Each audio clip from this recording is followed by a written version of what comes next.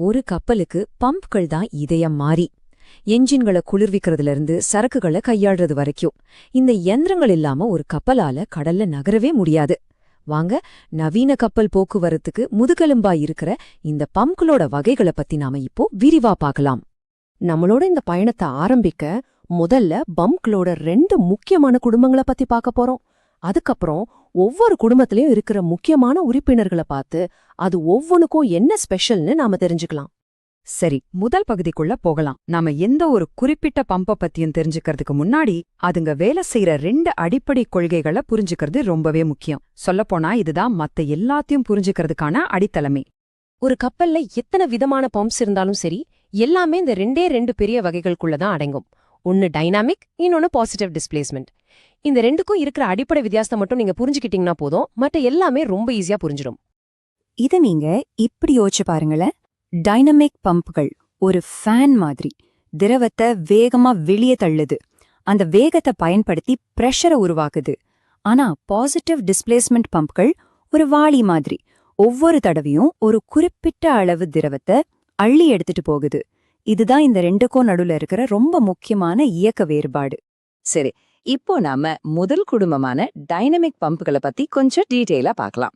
திரவத்தோட வேகத்தையும் அதோட இயக்கத்தையும் பயன்படுத்தி எப்படி பிரஷரை உருவாக்குதுன்னு இந்த மெஷின்களோட உலகத்துக்குள்ள நாம இப்போ நுழைவோம். இதோ ஒரு சூப்பரான உதாரணம், சென்ட்ரிஃபியூகல் பம்ப். இந்த படத்துல அந்த பாதையை நல்லா கவனிங்க.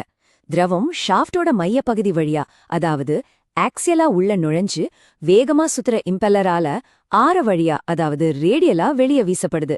இந்த திடீர் திசை மாற்றமோ வேகமும்தான் அழுத்தத்தை உருவாக்குது. இந்த பம்புகள் ஒரு கப்பலோட உண்மையான வேலை குதிரைகள். மெயின் என்ஜினை கூல் பண்றதுல இருந்து தீ விபத்து நேரத்துல முதல் பாதுகாப்பு கவசமா இருக்கிறது வரைக்கும், ஏன் கப்பலோட பேலன்ஸை மெயின்டைன் பண்ற பேலஸ்ட் வேலைகள் வரைக்கும் இவை இல்லாம ஒரு கப்பல் பாதுகாப்பா இயங்கவே முடியாது. ஒரே ஒரு இம்பெல்லர் மட்டும் பத்தாதப்போ என்ன பண்றது? அப்போதான் நீங்க ஒரு மல்டி ஸ்டேஜ் பம்பை பயன்படுத்துவீங்க. இத ஒரு தொடர்வினை மாதிரி கற்பனை பண்ணிக்கோங்க.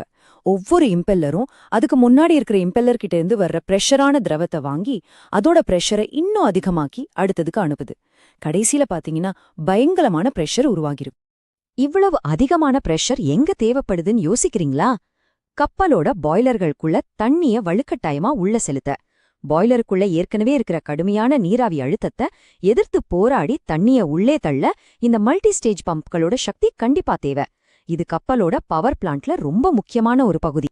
ரேடியல் பம்புகள் திரவத்தை வெளியே வீசுதுன்னா, ஆக்சியல் ஃப்ளோ பம்புகள் ஒரு கப்பலோட ப்ரொப்பல்லர் மாதிரி திரவத்தை நேரா முன்னோக்கி தள்ளுது. திரவம் ஷாஃப்டுக்கு இணையா பாயறதால அதிக பிரஷரை உருவாக்காம ரொம்ப அதிகமான அளவுல திரவத்தை நகர்த்துறதுக்கு இது ரொம்பவே பொருத்தமானது. ரொம்ப அதிகமான திரவத்தை ரொம்ப வேகமா நகர்த்துற திறன் இதுக்கு இருக்கிறதால பெரிய டேங்கர்கள்ல இருந்து கச்சா எண்ணெய் மாதிரி பிசுபிசுப்பு கம்மியா இருக்கிற சரக்குகளை வெளியேற்ற இவைதான் பெஸ்ட். ஆனா அடர்த்தியான திரவங்களை கையாள்றதுல இதுக்கு கொஞ்சம் சிரமம் இருக்கு. அதையும் நாம ஞாபகம் வச்சுக்கணும். டைனமிக் குடும்பம் வேகத்தை பத்தினதுன்னா, இந்த 2வது குடும்பம் துல்லியத்தை பத்தினது. இப்போ நாம பாசிட்டிவ் டிஸ்பிளேஸ்மெண்ட் பம்புகள் மேல கவனம் செலுத்தலாம். அதாவது ஒவ்வொரு சுழற்சியிலையும் ஒரு துல்லியமான அளவிடப்பட்ட அளவு திரவத்தை வழங்குற பம்புகளை பத்தி பார்க்கலாம். கியர் பம்ப் இதுக்கு ஒரு அருமையான உதாரணம். 2 கியர்கள் ஒன்னோடொன்னு சேரும்போது அதுங்க திரவத்தை பற்களுக்கு நடுவுல சிக்க வச்சு உள்ள வர்ற இடத்துலேருந்து வெளியே போற இடத்துக்கு கொண்டு போகுது. இந்த சிம்பிளான நம்பகமான மெக்கானிசத்தால தான் எரிபொருள் மற்றும் லூப்ரிகேட்டிங் ஆயில் மாதிரி பிசுபிசுப்பான திரவங்களை ஒரு நிலையான தொடர்ச்சியான பிரஷரோட நகர்த்த இது ஒரு சிறந்த தேர்வா இருக்கு. ஸ்க்ரூ பம்ப்களும் கிட்டத்தட்ட இதே மாதிரி தான் வேலை செய்யுது. ஆனா கீர்களுக்கு பதிலா பின்னி பிணையிற திருகுகளை பயன்படுத்துது. இதுல முக்கியமான பிளஸ் பாயிண்ட் என்னன்னா, இது உருவாக்குற நம்ப முடியாத அளவுக்கு மென்மையான துடிப்பே இல்லாத ஓட்டம்தான். ஹைட்ராலிக்ஸ் மாதிரி ரொம்ப நுட்பமான சிஸ்டம்களுக்கு இந்த அதிர்வே இல்லாத ஓட்டம் ஒரு பெரிய வரம். இங்க நெகிழ்வான வேன்வேன்கள் ஒரு ரோட்டாருக்கு உள்ளேயும் வெளியேயும் நகர்ந்து திரவத்தை அப்படியே அள்ளி வெளியேற்றத்துக்கு கொண்டு போகுது. இந்த டிசைன் ரொம்ப கச்சிதமாவும் திறமையாவும் இருக்கு. அதனாலதான் ஸ்டியரிங் கியர் மாதிரி ஹைட்ராலிக் சிஸ்டம்கள்ல இத பொதுவா பயன்படுத்துறாங்க. அங்க நிலையான அழுத்தம் தேவை, ஆனா ரொம்ப தீவிரமான சக்தி தேவையில்ல. ஹீல் ஷாப் பம்ப்ல ஒரு ஸ்பெஷாலிட்டி இருக்கு. இது ஒரு மாறும் விநியோக பம்ப். அதாவது பம்ப் ஓடிட்டு இருக்கும்போதே அது எவ்ளோ திரவத்தை நகர்த்துதுங்கிறத நம்மால சரி செய்ய முடியும். தேவைக்கேத்த மாதிரி ஓட்டத்தோட விகிதத்தை மாத்திர இந்த தனித்துவமான திறன் தான் பழைய ஸ்டியாரிங் கியர் சிஸ்டங்கள்ல இதுக்கு ஒரு முக்கியமான இடத்த கொடுத்துச்சு. இது மாறும் விநியோக பம்போட ஒரு நவீன வடிவம். அந்த சாய்வா இருக்கிற ஸ்வாஷ் பிளேட்டோட கோணத்தை மாத்துறது மூலமா ஓட்டத்தோட அளவை மட்டுமில்ல, அதோட திசையையும் கூட உங்களால துல்லியமா கண்ட்ரோல் பண்ண முடியும். இந்த அளவுக்கு நுட்பமான கண்ட்ரோல் இருக்கிறதால தான் கட்டுப்படுத்தக்கூடிய பிட்ச் ப்ரொப்பல்லர்கள் மாதிரி அட்வான்ஸ்டு சிஸ்டங்களுக்கு இது ரொம்ப அவசியமாயிருக்கு.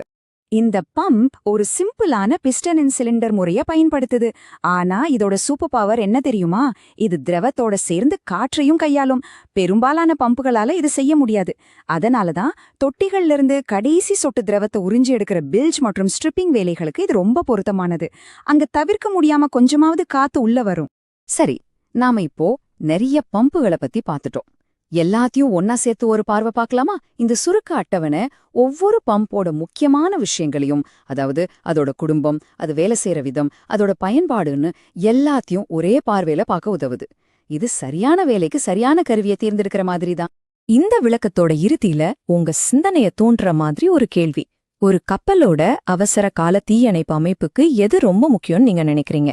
அதிகமான பிரஷரா இல்ல நிலையான ஓட்டமா? நீங்க கத்துக்கிட்டதை வச்சு யோசிச்சு பாருங்க. நீங்க எதை தேர்வு செய்வீங்க, ஏன்?